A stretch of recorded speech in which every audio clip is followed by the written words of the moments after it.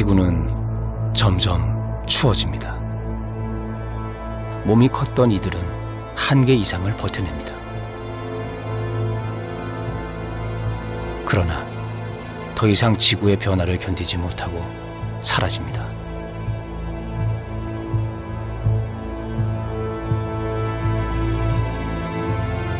다음엔 추위를 이길 수 있는 더 강한 인류가 나타납니다.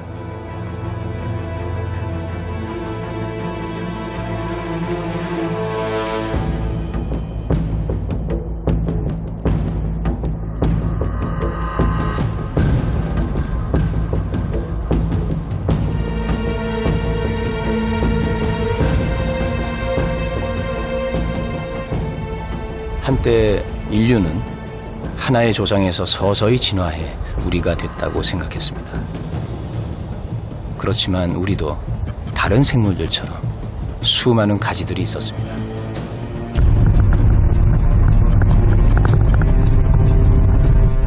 어떻게 이걸 알게 됐을까요?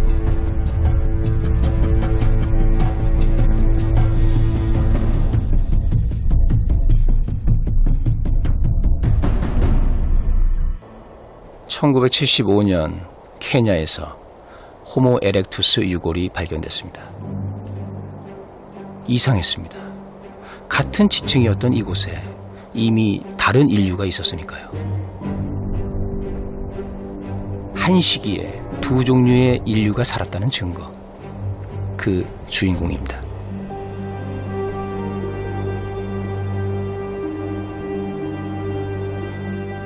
나중에 붙은 이름은 파란트로푸스 보이세이.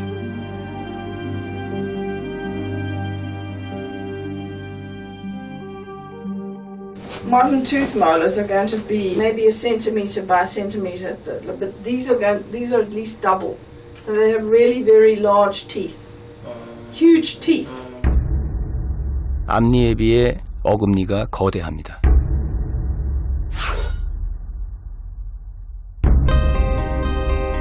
얼굴은 펑퍼짐합니다.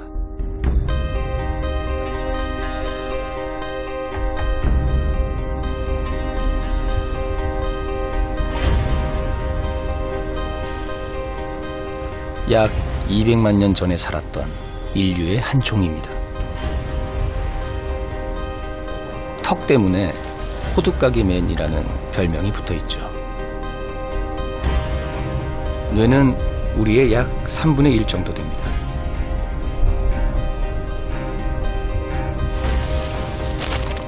그가 살았던 시기엔 대여섯 종의 인류가 경쟁하고 있었습니다.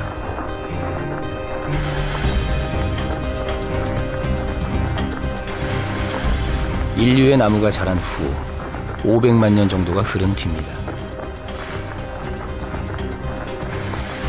아프리카 케냐 지역엔 호모 하빌리스와 호모 루돌펜시스, 호모 에르가스터 같이 몸이 갸냘픈 종 세 종이 있었습니다.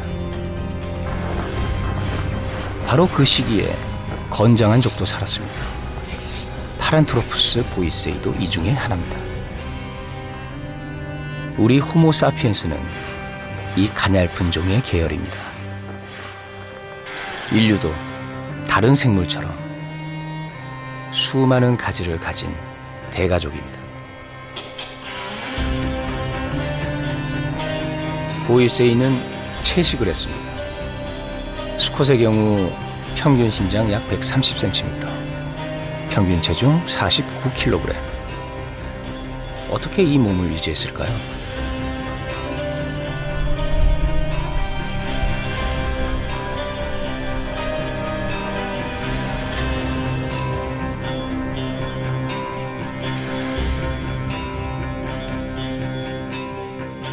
(200만 년) 전의 시간을 보존하고 있는 공간입니다.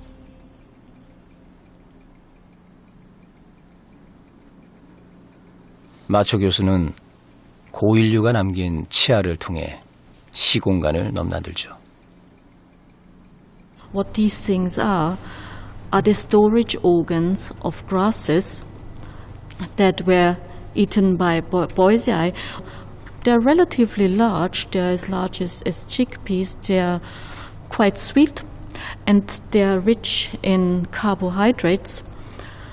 This handful has about 300 calories. So actually quite great nutritional value. But of course you need to chew it quite a while to digest it. 턱이 강해진 것도 얼굴이 넓적한 것도 많이 씹어서입니다. When the teeth started to become smaller, the process didn't start with cooking, but it started with the emergence of Homo. And generally we associate it with habitual consumption of meat, because meat is high in quality, so you don't need to eat that much. 인류에게 육식은 어떤 의미였을까요? 일단 사냥을 해야 하죠. 풀을 먹을 때보다 훨씬 복잡한 전략을 세워야 합니다. 뇌가 커지겠죠? 뇌는 지방덩입니다. 엄청난 영양소가 필요합니다.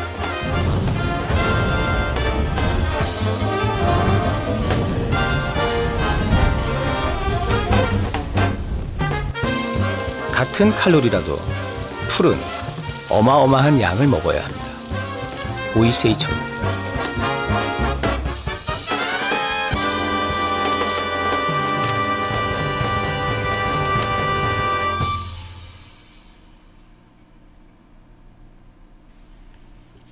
인간의 에너지 섭취량은 한계가 있습니다. 뇌는 어쩔 수 없이 다른 신체 장기랑 경쟁을 합니다.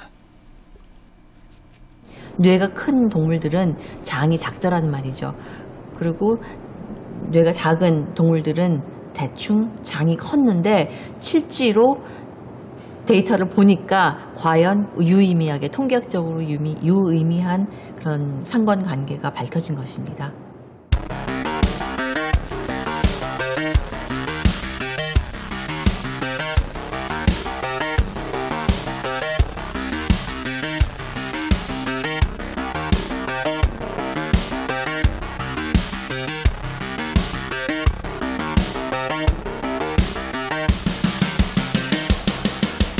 우리 몸은 평균 1kg당 1.25W의 에너지를 소비합니다. 1kg당 근육은 0.5W,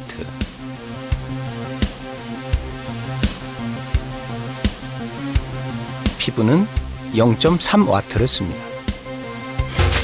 부피는 많이 차지하는데 에너지 효율은 높죠. 다음은 비싼 조직입니다.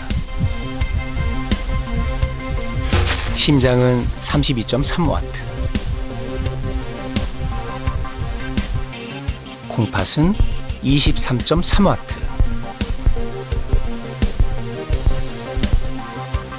내장은 12.2W,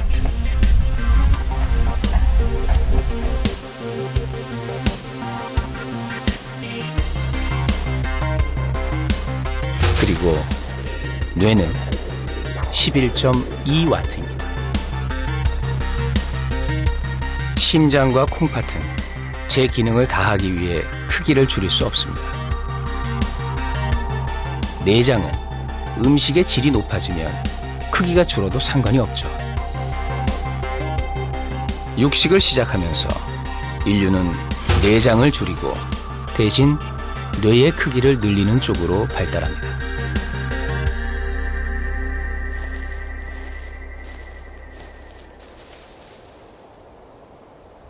보이세이는 엄청난 양의 식물을 먹었습니다.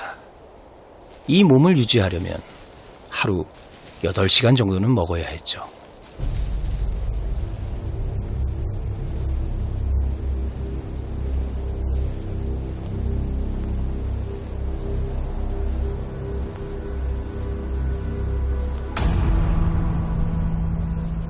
먹이를 찾느라고 포식자에게도 쉽게 노출됩니다.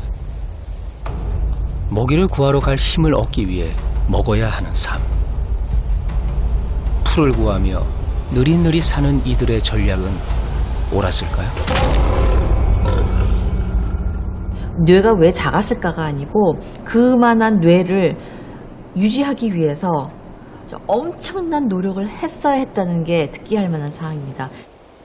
이전 시기의 인류 조상 같은 경우에는 그 비슷한 크기의 뇌를 유지하는데 뭐 그렇게 보이세이처럼 극단적으로 가지 않았어도 됐거든요. 건장한 인류와 가냘픈 인류가 동시에 살았던 땅. 뇌와 위장의 전쟁이 있었습니다.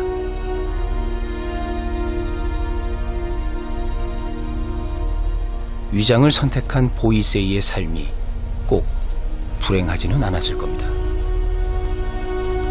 고기를 구하지 못한 가냘픈 인류가 굶주릴 때 이들은 100만 년 정도를 잘 삽니다. 약 120만 년 전쯤 이 종이 사라진 것이 화석 기록으로 증명됩니다.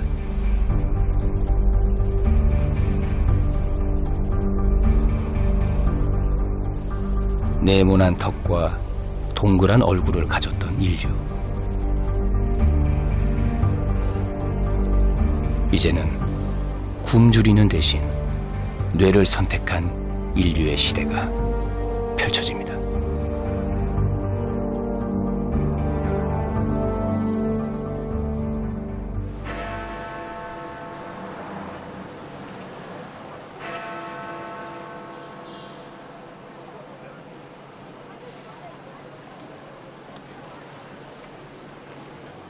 우리는 보이세이처럼 하루 종일 먹지 않아도 됩니다. 호모 하이델베르겐시스처럼 우리 역시 이 지구상에서 가장 영리합니다. 누구보다도 높은 자의식을 가지고 또한 무리지어 살아가죠. 많이 변한 것 같지만 그다지 다르지 않습니다.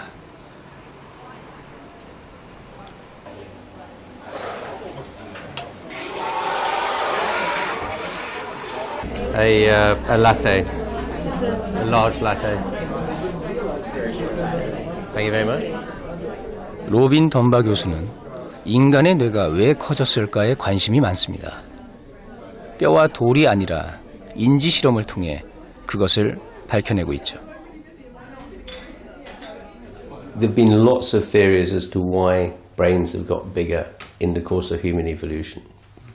For making tools, you need a bigger brain for more complicated tools, perhaps for meat eating.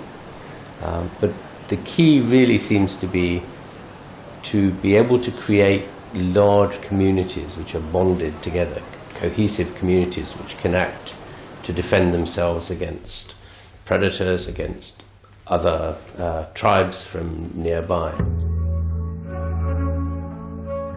유인원들은 맹수와 맞서기 위해 집단을 이뤘습니다. 집단의 크기는 두뇌의 크기와 상관이 있었습니다. 인간에게도 적용이 됩니다.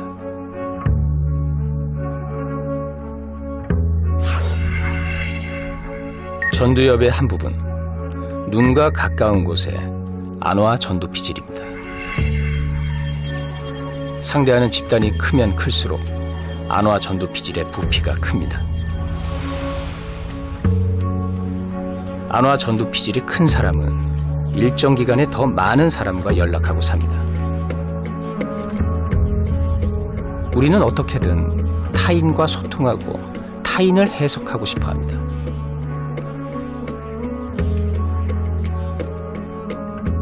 우리는 관계를 통해 신체의 한계를 넘어서는 종이죠. 집단이야말로 인류를 싸고 있는 피부입니다.